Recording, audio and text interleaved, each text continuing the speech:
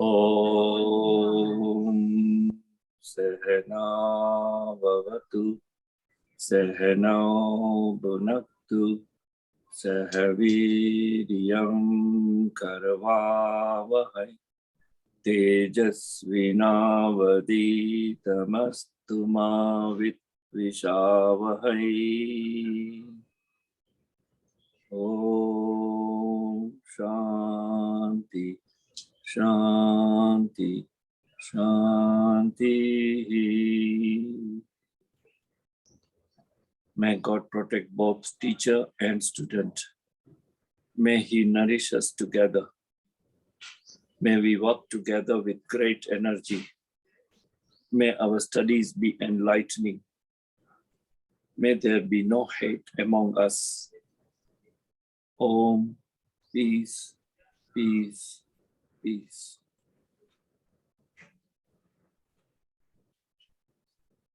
Thank you.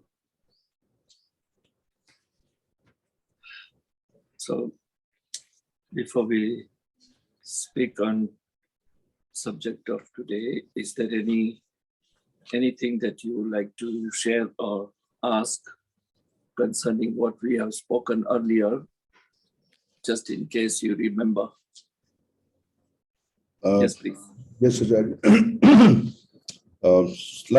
Small clarification, actually. There is a doubt and it's not letting me move forward. When you spoke on the Gayatri Mantra, you said mantra is a sound that the words are not important, but the sound is important. To feel the sound that is generated, emphasis is on the soul. That is, the emphasis is on the sound that is generated. The mantra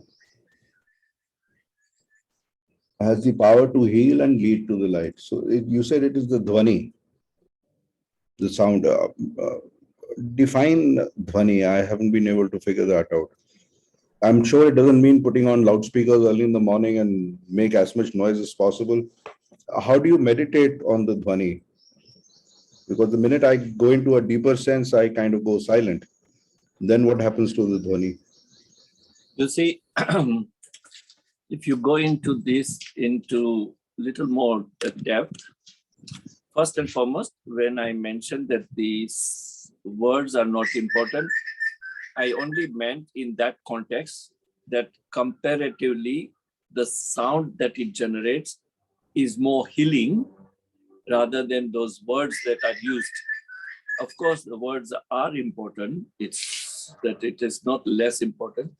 But just in that context, the sound that it generates by chanting in the right manner, that sound generates the vibration, and that vibration is of nature of healing. Now, it really does not mean that any sound.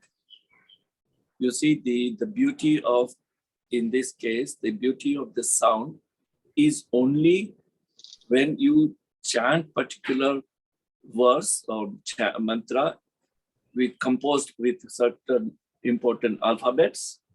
If you remember in Sanskrit or in the Upanishad, the mantras that are used have a particular formation. If I recall right, it's usually of 8 letters.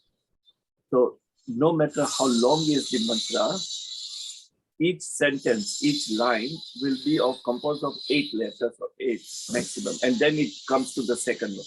Now this has got its own purpose and reasons. The purpose and reason is only this, that when you pronounce those words, it generates the sound. That sound is of the nature of healing. Now it does not mean the sound that I hear right now of the drill that is happening in my neighbor's home because of the alterations or repairs. Now that sound does not of the nature of healing, obviously, because it's just a random sound. So the sound of these mantras or great Mahavakyas or prayers are composed by using those words which has got that vibrational power, and that vibration is of healing nature. So in that context, the sound. Now, it does not matter which religion it is, whether it is Hinduism, Buddhism, Sikhism, Jainism, Christianity, Islam, whatever it is, the original stanzas or original chanting that they have in their own literature, if it is pronounced in a right fashion, it does generate a sound vibration, and that sound vibration is of the nature of healing. But unfortunately, the importance is given more on words rather than sounds, and therefore, the words are magnified. The sound is magnified, and in some cases, it can be very irritating. So, important is that in a right fashion. Very important is even the Maha Mantra of Hare Krishna, if it is chanting in a certain fashion, only then it is of a healing nature. But the same chanting, if it is composed in a manner with a certain musical instrument which generates a sound which is not of a healing nature, it may be attractive. It may be attractive to people to listen to it, but it does not serve a purpose of creating a healing sound. And therefore, all these Mahavakyas or Mahamantras or chanting and prayers have to be recited in a right fashion. That is important. Pronunciation is more important. Volume isn't. I mean, because eventually the volume does go down. Even if I start at this level, the more I get into this thing, it will keep, and at some stage it will just be in my mind. That's even right. Even that is dhvani. Even that is sound. Yes, it is. Even Right. if there is a chattering in your mind and you are not actually using your lips or the sound from your mouth, but what are you reciting in your mind has the same vibrational quality of this healing quality of the sound, because there is this chattering that goes on in your mind, and it generates the same amount of healing vibration. So if you, for example, most of us do not know Sanskrit very fluently, yet when you are attending a certain, let's say, a worshipping place where the priests are chanting the Sanskrit slokas, and in when they are doing a sacrificial havan, those Sanskrit chants are so powerful that despite you knowing the meaning of it, the sound itself brings you into a meditative state. If you close your eyes and just listen to the sound of those chanting that priests are doing, that takes you to the different level itself. And so understand that though you don't understand a word of it, it's just those sounds in a right fashion, in a correct volume, in correct fashion, in correct tune, brings about the vibration and the feeling of healing. As a matter of fact, there is a school, or rather university, in India, in Mysore city, which is based only on teaching of sound healing. The technique is only sound, and with the help of this sound, they are able to heal many people with chronic disease. So it's a therapy by itself.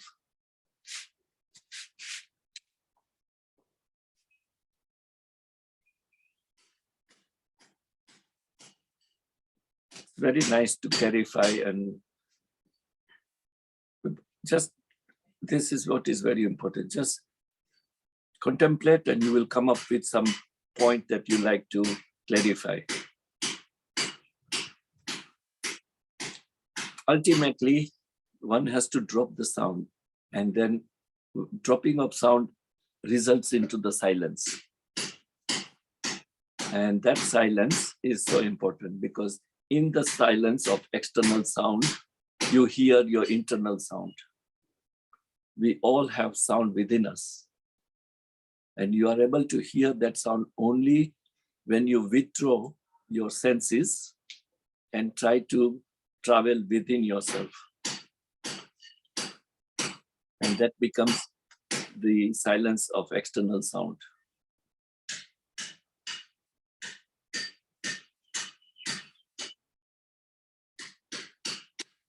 So today I wanted to just speak slight on what are, there are few statements which are considered as Mahavakyas or a great statement in our literature of Vedas and Upanishads. And mainly these statements are of the philosophy which is known as the Advaita Vedanta. So first to know is that there are different schools of philosophies, and one of them is Vedic philosophy, and out of Vedic philosophy there came about a new school known as the Advaita Vedanta, which was largely popularized by Adi Shankaracharya. Now, in principle, it only means the oneness. There is only one and not second. There is only one consciousness without second. Now, it has its certain statements which are known in our scriptures, such as in Upanishads, different Upanishads, known as a Mahavakya or great statement. And these are the statements which, if you reflect upon it again and again, that itself can bring about the higher knowledge of our being, our consciousness, about who we are or what we are. So there is always a different school of thought when you reflect upon the philosophy of Sankhya, which is one of the oldest philosophical school. So they do not fully agree on the statements. So one has to be neutral, one has to make no judgment and reflect upon it and try to check what is your individual reflection, what is your individual feeling about these statements. This need not be the absolute truth, because absolute truth is something that cannot be described. It cannot be, there is no formation of words to describe the absolute reality or absolute truth. But these are the pointers. These are only the pointers. So I have mentioned earlier sometime that in principle, the difference between this major school of philosophy, Sankhya and Advaita Vedanta, is only one. The Sankhya philosophy believes that there is a supreme being and we are part of it. So there is a higher consciousness and we are part of that consciousness. So that means there are two identities. The higher consciousness, call it God, and individual consciousness. So that's, in principle, is the philosophy of Sankhya. Whereas Advaita Vedanta differ, and it believes there is no two, it's only one. That higher consciousness is what we are. So there is no difference between individual consciousness and the supreme consciousness. It's just one. It is, this individual consciousness is kind of a superimposed on higher consciousness. And because it is superimposed, the factor of Prakriti or Maya veils the real identity of higher consciousness and projects the manifested consciousness. Manifested consciousness is all that we can perceive, all that we can describe, all that we can experience. Whereas the higher consciousness is something which cannot be described, cannot be experienced, cannot be known, cannot be discussed, because it is beyond words. So the Advaita Vedanta says that higher consciousness is the same in quality as individual consciousness, provided we are in that right knowledge of who we are. Now, unfortunately, the what is known as the delusion or Maya plays such a major role that it veils, it covers up the reality and projects something that is not real, which is this manifestation. Now, in that context, the Upanishads have given us a couple of very significant statements. For example, there is a Upanishad by name Isha Upanishad. Probably some of you know this name, Isha Upanishad. In that, there is a statement, very short, the shortest statement ever, which only says, so hum, which we do meditation, if you recall.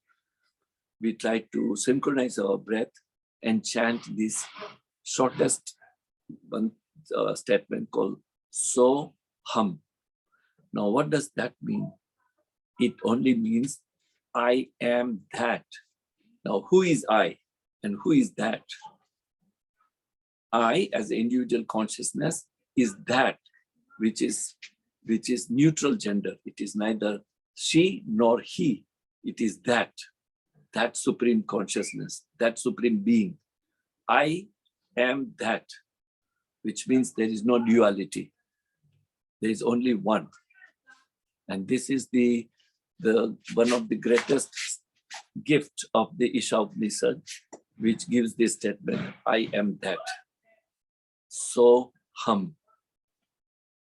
Now, it is believed that if you meditate upon this shortest statement all through your waking state, and when you are in the state of dreaming, for example, about to get into deep sleep, if you mentally keep chanting or keep thinking on this statement of so hum, that itself reveals who you are. When I say reveal, chanting is something that you are trying to impose upon, trying to force upon. But ultimately, there is a revelation, there is some kind of experience that you feel that you are that same consciousness as the Supreme Consciousness. There is no difference. So this is one of the most important Mahavakya known as So Hum. I am that, which is the gift of Isha Upanishad. Similarly, there is another very important statement, which is mentioned in the second Upanishad known as Chandogya Upanishad. Chandogya Upanishad. In Chandogya Upanishad, there is a statement which says, Sarvam Khelavidam Brahma. In Sanskrit, it says, Sarvam Khelavidam Brahman, which means all of this is Brahman. All of this, which means whatever that you can perceive, whatever that your mind can think about, whatever that your senses can satisfy, whether it's eyes or ears or nose or skin, all that you can experience is that Brahman, which means the consciousness, supreme consciousness, which means that consciousness is not only within us, but we are in that consciousness. You see the difference? The difference is so significant. We always say we are the consciousness, but we forget that our existence is in that consciousness. It is like a balloon. When you blow air into balloon, what is inside balloon is the same what is outside the balloon. You understand? It is the same air that is holding the balloon, and it is the same air that that blow up the balloon itself. So it's similarly, the consciousness is not just within us, but we are in that consciousness. So the word consciousness, if it is hard to, let's say, understand, think of energy, just an energy. You know, the energy, the entire existence is manifested out of energy. So the energy is this other way of saying consciousness. Third statement is ekam eva dityam. Very short, but so profound. It says ekam eva dvetyam, which means Brahman is one without second. There is no second, there is no other. So if you recall that Ramana Maharshi, in one of the greatest saints that India has produced, is this Ramana Maharshi. It is his only statement that he used to say is this, that we are one, there is no other. Whatever I am is the same you are and everything else, which means in essence, we are all same, and that is the consciousness. So by consciousness, there is no difference among us. There is no difference in any of these things that are manifested, that you can perceive, that you can experience. It is all one. Brahman is one without second. And yet another statement is aham brahmasmi. You see, these are such short, just statement of two words, aham brahmasmi, which only means I am. That's it. I represents the supreme consciousness. M represents the isness, the existence.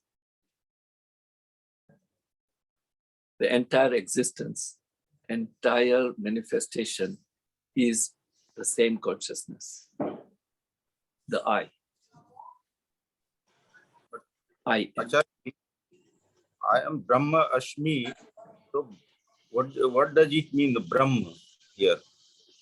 So Brahmasmi means the word Brahman. Brahman is the word used for the unmanifested supreme consciousness. An unmanifested supreme consciousness, which means it does not have a name, shape, body, form, nothing. It's just that consciousness. It's just that formless energy. The formless energy and consciousness, which is the reason of this manifestation. It is because of that consciousness, it is because of that energy, which is known as Brahman, that everything exists. So aham brahmasmi means I am. I is the consciousness, am is the entire existence, the isness. So the entire existence or isness is nothing but that supreme being, that supreme consciousness. There is another statement which was given by Adi Shankaracharya, which says, Brahma Satya Jagat Mithya. You might have heard it.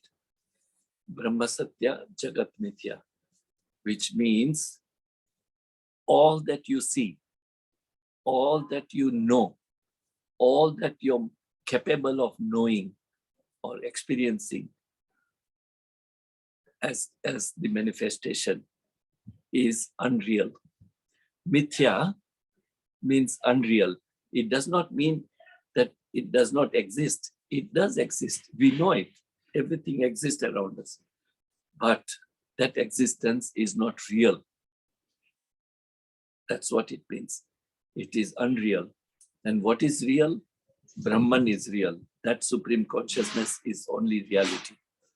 So here, remember two things. One is called absolute truth and another is relative truth. All that we know, all that we can learn, all that we can perceive or our mind can think about is all relative truth. What we cannot perceive, what we cannot experience or describe is the absolute truth. We only have to know that there is something called absolute truth, which is Brahman. Now, how do you believe it? There is no way to believe it. You just have to take help of the scriptures, which I have mentioned earlier sometime, that these great statements were actually revealed to those saints during their long meditation. When you are in samadhi, you reduce the gap or the difference between individual consciousness and the supreme consciousness. When you are in samadhi, you touch upon the supreme being. And when you are in that proximity, certain absolute truths are revealed, either in form of sound, or a voice, or intuition, or gut feelings, or even vision. There are experiences, the awakened souls who could see certain things. When I say see, I don't mean any name or shape or a form, but in see the tremendous light or tremendous amount of love or tremendous amount of bliss. They feel it, they see it. So certain significant messages are revealed in different manners. And these are those in a lineage of the saints and rishis have passed on, that there is something called Brahman, there is something called supreme consciousness, which is the reason of entire manifestation. So in that sense, in fact, this statement of Adi Shankaracharya, which we just talk about, Brahma, Satya, Jagat, Mithya, the different scientists have experiment on it to try to verify in their own scientific manner. And if you are interested to learn more, I encourage you to watch video on a subject called holographic universe.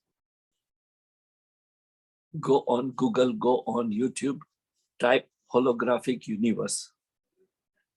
And in the subject of holographic universe, try to find a video with the subject split experiment, known as a split experiment. So there are few scientists of different countries got together and tried to find the truth of this statement. And they did certain scientific experiments. And this scientific experiment is known as a split experiment. And it's a bit long right now to go in detail to explain what is this split experiment. It ultimately results and proves all that you see is not real. It is only when you see it is there. If there is no seer, it has no existence. That's what it proves, which means it's only when you see me through your camera, I exist. But if you do not have eyes and camera, you do not see me. I do not exist. So in detail, the scientists have proved that all that exists is holography. And holography means it is only imposed. It only appears. It does not exist. And that is a fascinating experiment. So they have said that when you touch a table, You know it is a table, but the scientists have proved in reality there is no table or there is no chair that you are sitting upon. It is, they go into detail and they prove that ultimately it is only open space, nothing but open space, which has the possibility of many things that can exist.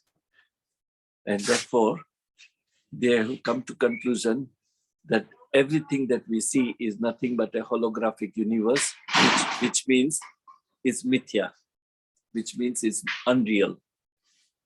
And the real is only the supreme consciousness, Brahman.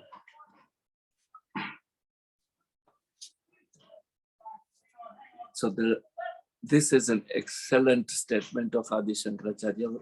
People have made a lot of study on this statement of Brahma Satya Jagat Mithya. And for today, the last statement that I want to speak about is Shivoham, Shivoham, Sat Chit Ananda Swarupoham. So that's the shortest out of the entire chant or entire statement. The profound statement is Shivoham, Shivoham, Sat Chit Ananda Swarupoham. Now, if you want to understand the whole thing, I am not the mind. See, I will explain you later. I am not the mind, not the intellect, not the ego, not the memory. I am not that. You see, you try to understand. I am not the mind. You begin, if you have no mind, if you do not use the mind, nothing, there is nothing. There is absolutely vacuum, because everything that we do is made out of our mind, our thinking, our perceptions. But I am not that. I am not the mind. When I say I am, remember, I stands for that supreme consciousness, am stands for the existence, isness. I am not the mind. I am not the intellect, the buddhi, which means the faculty of discrimination. I am not that. I am not the ego. Everything, our all activity mainly comes out of our ego, our existence, our ego. We may not be aware of it, but the fact is, all that we do is based on mainly out of our ego. We are not the memory either. So memory is part of the chitta. You remember we spoke about the memory of not only this lifetime, but previous lifetime or many lifetimes. We are not that. So I'm not the mind, not the intellect, not the ego, not the memory. I'm not even the ears. Now, these are the 5 faculties we have spoken in Tattva Bodha. 5 senses, 5 tangulas, and 5 indriyas, the karmendriya and gyanendriya. So I am not ears. That means all that we hear is not what we are. I am not the skin. I am not the nose. I am not the eyes. These are the gyanendriyas. Through these senses, we pick up the knowledge. Yeah, through our eyes we read, through our ears we hear, through the skin we touch to feel. So these 5 indriyas, which are known as gyanendriyas, we are not that. We are beyond it. And now comes the 5 elements. I am not the space. I am not the earth. I am not fire, not the wind, and not the water. I am not that. You remember our body is made of the 5 elements. our entire universe is made of these 5 elements. This is why it is known as a Sattvic Tanmatra, and then followed by 5 Mahabhutas, which are these 5 gross level 5 elements, which we can see: earth, space, air, water, fire. I am not that either. Then what we are, who we are. I am the eternal consciousness and bliss. I am eternal Shiva. Now Shiva is considered as the supreme being, supreme consciousness in this context. I am that.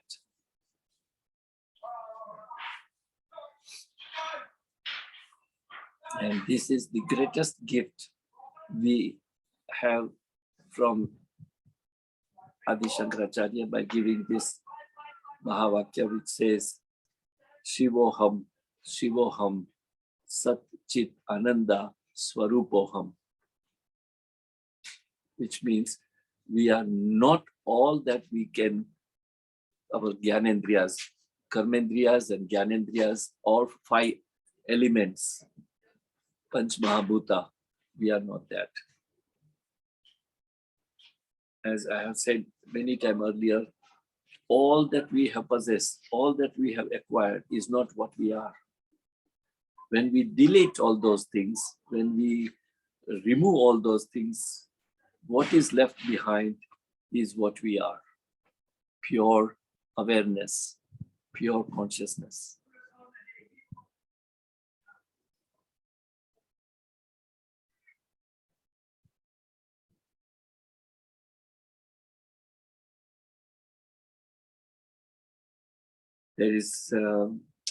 There are many Mahavakyas, but some of them are very significant.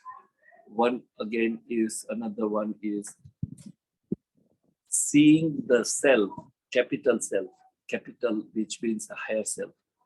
Seeing the self, in the self, individual self, by the self, Jivatma. So there are 3 self in the statement.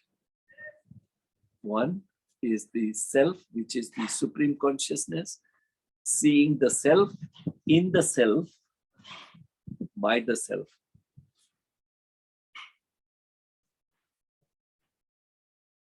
Then the word self represents 2, individual self, which is the Jivatma, and the higher self, which is in the word used Paramatma, the Brahman. So through this individual self, we have to discover, we have to rather uncover, we have to find that we are that supreme self. And this is only possible when you start negating what we are not. So we cannot experience the supreme consciousness unless you drop your ignorance. What is the ignorance?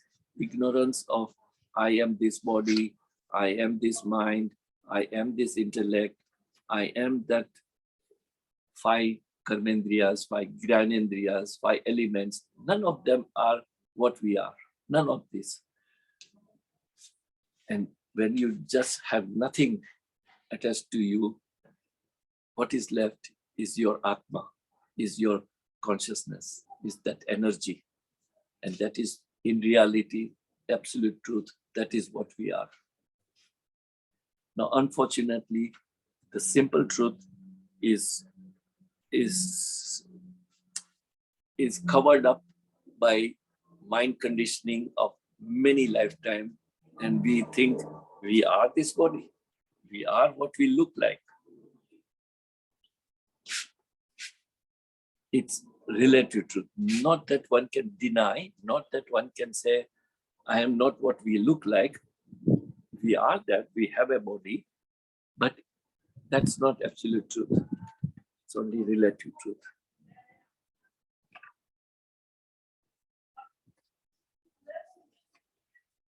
So with that, I like to stop, and maybe your mind is trying to find some questions.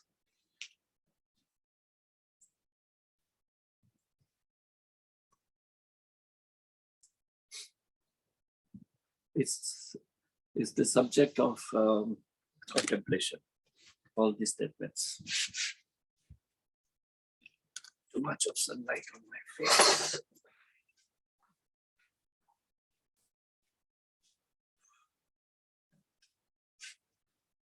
Yes, please.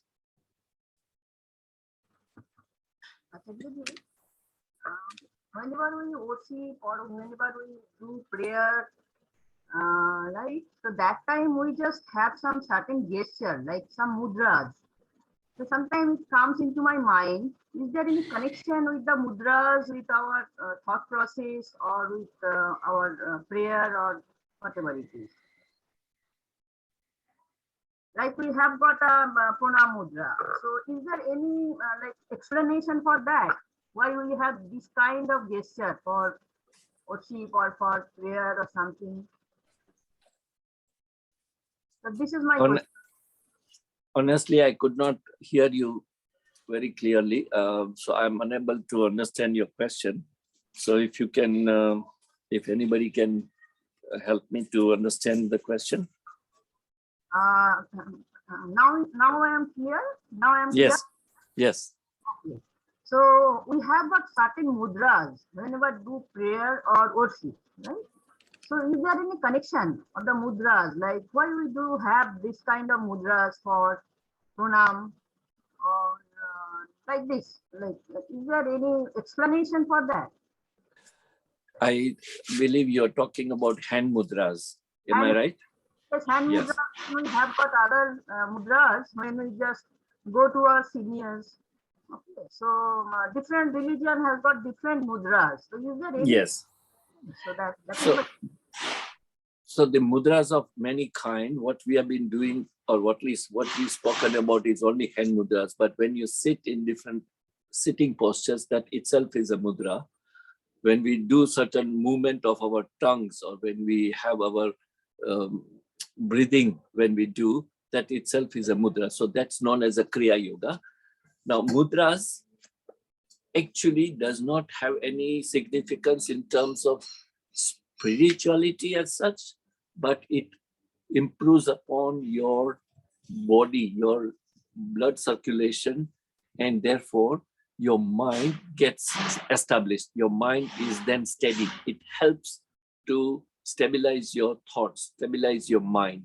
So when you do a Jnana Mudra, for example, the Jnana Mudra, if it is done well, correctly, and hold that mudra for longer period of time, it enables, it helps to bring about the concentration. So if you're chanting a prayer or doing any chanting of mantras or just a dharana and dhyana, if you form this Jnana Mudra, it only helps because these two mudras, this tip of your first finger and thumb, first, it has the blood circulation purpose, yeah, through your nadis, through your channel. That connects to your brain, mind, and it kind of brings stability, brings coolness, calmness. So your mind slowly start, let's say, your traffic of your thoughts starts reducing. You are able to concentrate better. So that is why in the dharana or dhyana or even in the prayers, the Jnana Mudra is recommended. Similarly, the Samadhi Mudra has the same purpose. When your tip of your two thumbs are connected and your palms are together in a right fashion, and your formation of your arms, the blood circulation helps the mind to steady, that your number of thoughts will reduce. But this is provided you do it in a right manner for a longer period of time. You cannot get this experience just by doing once and for a short period of time. No. So the mudras are designed and recommended to help into bring about your mind into less congested with thoughts. That means you are able to concentrate on the subject that you want to pursue. Acharya ji, what about pranam mudra? Pranam mudra. The same. Pranam mudra is the same. Your entire palm, including tip of your fingers, are pressed together. And when it is pressed together, you have the circulation of blood circulation improvement. And it also represents, if it is formed in a fashion, it indicates that you are recognizing and identifying everything other than what is outside you is the same as you are. So it is the namaskar or pranam from one consciousness to another consciousness, believing that there is no difference. Physically, there are two, but actually, in reality, they are connected.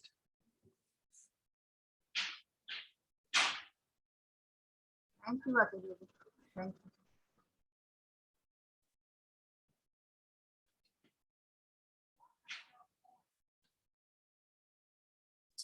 So if there is no other question from anybody, I would suggest we spend next 5 minutes in dharana and dhyana. And our dharana today is to chant mentally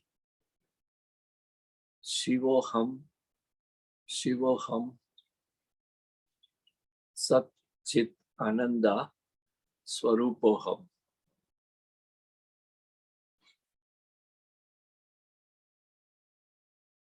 Which means Shiva represents the highest being or higher consciousness. Ham is the isness or existence. The entire existence is the supreme being, is the supreme consciousness, and it is of the nature of Sat Chit Ananda, which means the existence, the consciousness is of nature of bliss.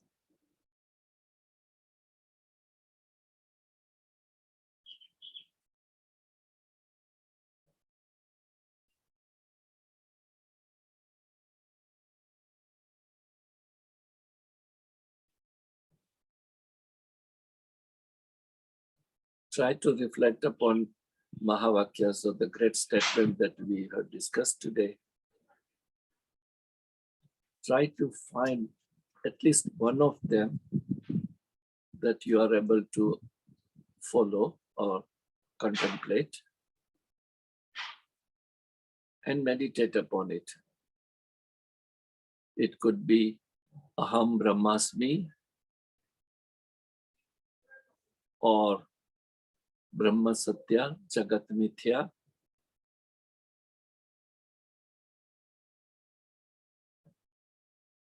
So hum.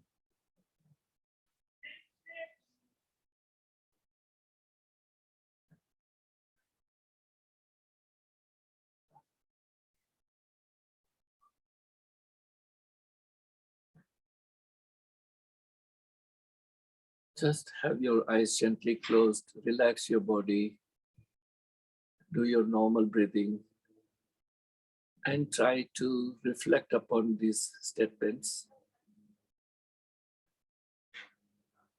Engage your mind in contemplating only on the subject of this great statement.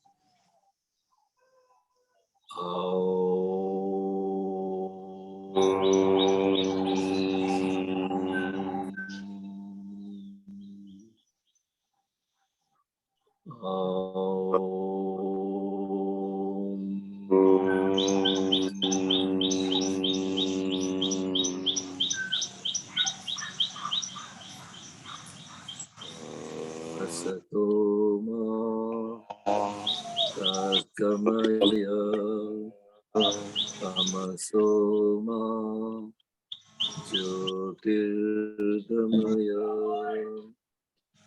Mrityurva Amritam Gamaya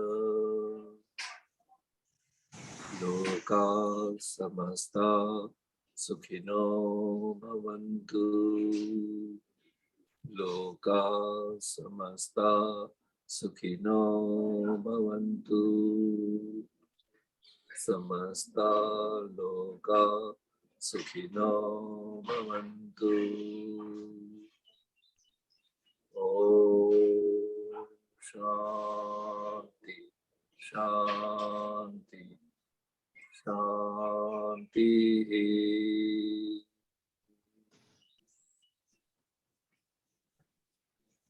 Thank you, God, for giving us air to breathe. Thank you, God, for giving us water to drink. Thank you, God, for giving us sun for energy.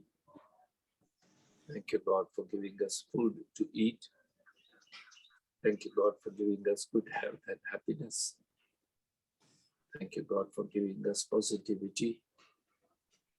Thank you, God, for giving us all that we deserve. Thank you, God, for your love, your protection, your guidance, your blessings. Thank you, God, for the existence. Thank you for giving me a chance to serve you.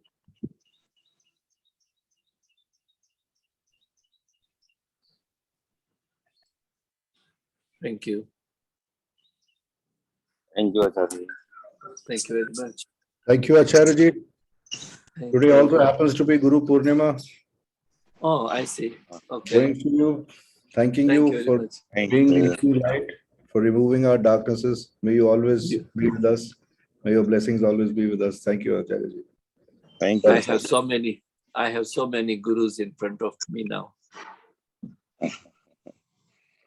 All of you are your own guru. Thank you, Acharya ji. Thank you, who is invisible. Thank you. See you on Saturday. Yes, Acharya. Thank you so much. Thank you very much. Thank you, everyone. Ending the session now.